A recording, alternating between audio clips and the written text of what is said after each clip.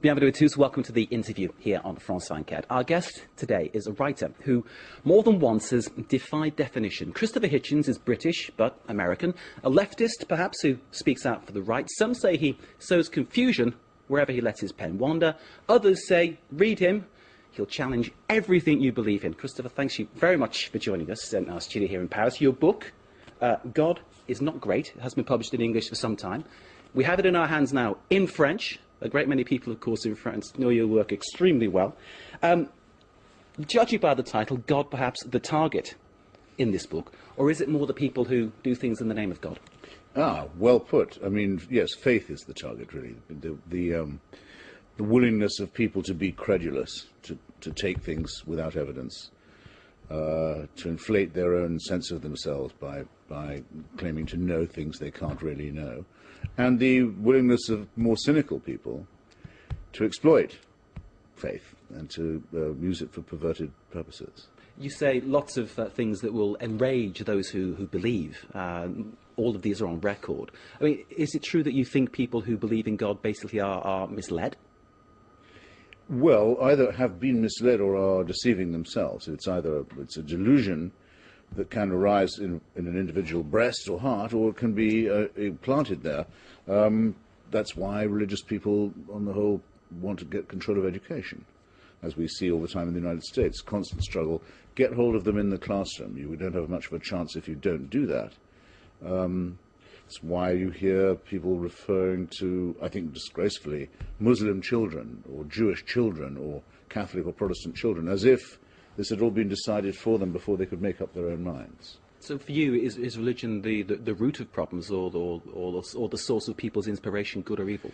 There would be cruelty and violence and warfare, even if there was no religion, though it's very hard to imagine the human species without religion. What I mean to say is, the religious part of our brain, of our makeup, is part of the less highly evolved bit. We now know this very well. We are a primate species. We are half a chromosome away from being chimpanzees. I sometimes think that it shows, even with magnificent specimens like ourselves, it can be detected.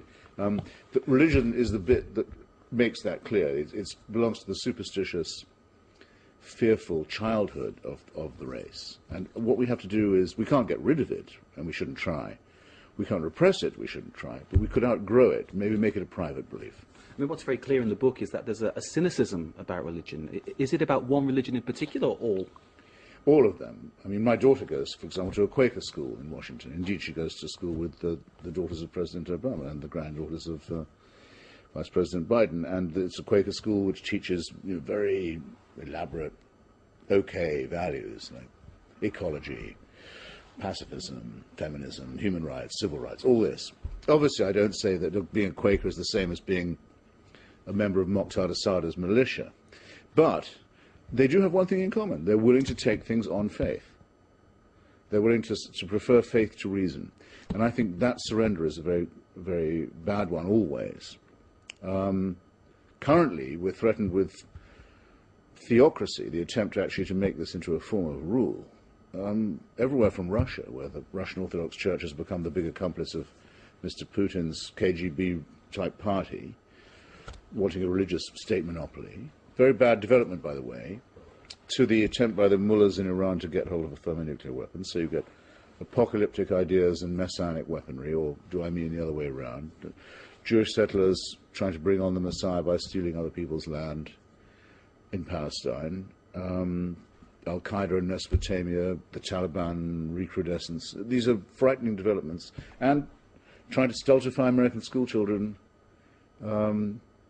in order to teach them pseudoscience at public expense. So, there's the reason for the success, if I can call it that, of my book, the impact, I'd better say, more modestly, is I think a lot of people have had enough of this. But when you see what happens in Gaza, when you see what happens in the Middle East, and hear the ongoing developments and the problems of trying to create a roadmap towards peace, are you saying that if religion was taken away from that, it would be achievable? I very nearly would say that about the Israel-Palestine dispute. Essentially, that's a national dispute between two nationalisms over land. That's something anyone can understand. But because it takes place in the Holy Land, and because the parties of God, though they're minority parties still on both camps, have a veto, it's made insoluble. The whole world wants a two-state solution, or did until recently. The UN wants it, the US wants it, the EU wants it.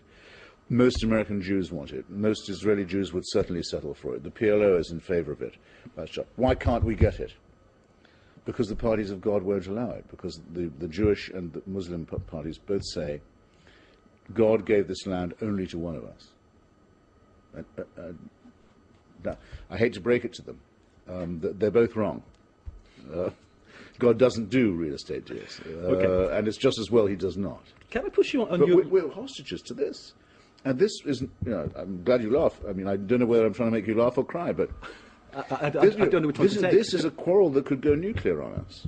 It's not the only one that could, involving I know some reaction that we've had from viewers. For instance, once I said this, the whole issue began in 1948 with the entrance of Jewish people into what was Palestine, and I got an email from Jerusalem saying, "Don't you understand? This goes back 1,000 years, and it's our right to be there." And that was from an extreme Jewish viewer. Well, there've always been Jewish people in Palestine. That can be proved archaeologically, but it doesn't give them an exclusive right to expel other people from it either. I mean, the coexistence is what's required.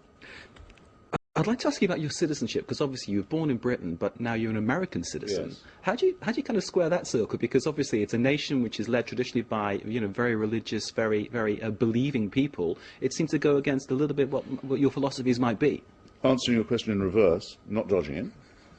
Our new president, I'm practically sure, is not a believer. I mean, in the book that he wrote before he realized he was going to run for president, which is a good test, he writes about his very convincing way that his mother explained to him that religion was essentially baseless.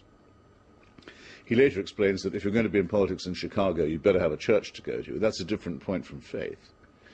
He made a very, very secular, highly secular inaugural address, and he's made some very interesting remarks since then about the dangers of establishing faith in politics.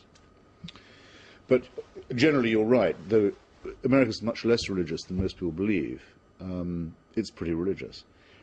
I took out papers of citizenship because of my solidarity with America against theocracy.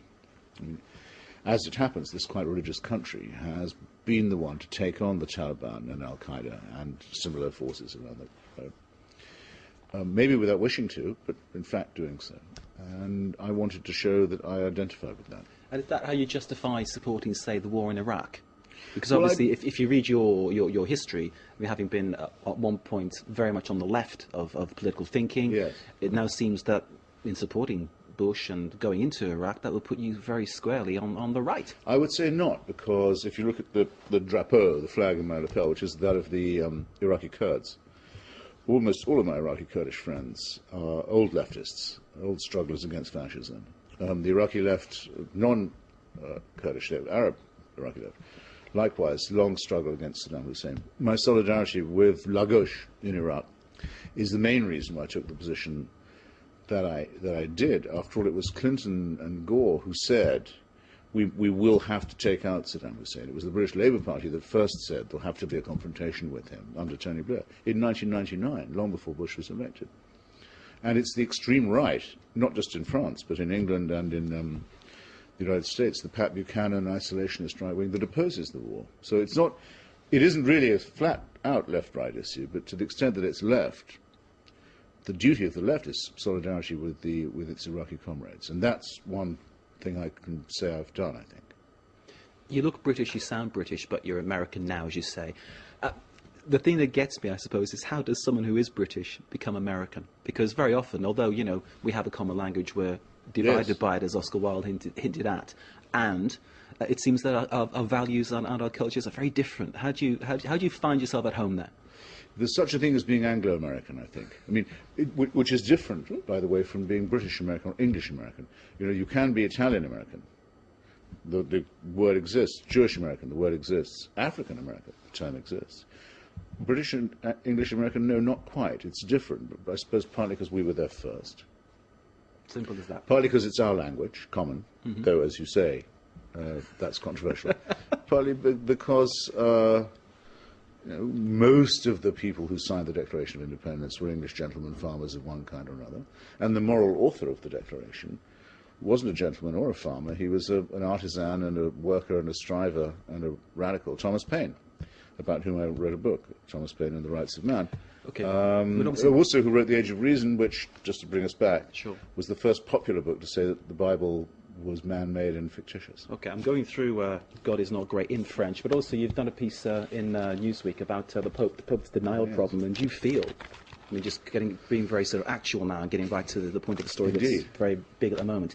Is the Pope wrong to bring back the bishops that were excommunicated into the Church? I think the Pope must have realized in the last couple of weeks that he made a hideous mistake in preferring unity with this expelled and derided and tiny, unrepresentative faction to any concept of the dignity of the Church. Not that that's my problem particularly, but one thing that you could have said since the Second Vatican Council is the Church had made a good faith attempt to right the wrongs that it had inflicted on the Jewish people in the past, that it had admitted this and had sought to redress it. To throw all that out just to reconcile with this crackpot sect that doesn't just say that the Jews, all of them, killed Christ, and every Jew is guilty eternally, not just collectively responsible, but collectively guilty. Not only that, but it says that the United States organized the attack upon itself on September the 11th, 2001. Ludicrous, paranoid, 10th-rate, neo-fascist babble. What's the Pope doing with these people? Dans cette galère. Christopher He Hitchens. condemns himself, I think, and I think it may be the thing he's most remembered for. I'm afraid we've run out of time, but just to remind everyone again, the book God is Not Great, out now in French, of course available in English, and has been for a number of years. Christopher, thank you very much for joining us here on France It's 24. very good of you to have me. Pleasure to have you. Appreciate it. And thank you for joining us too. Stay with us.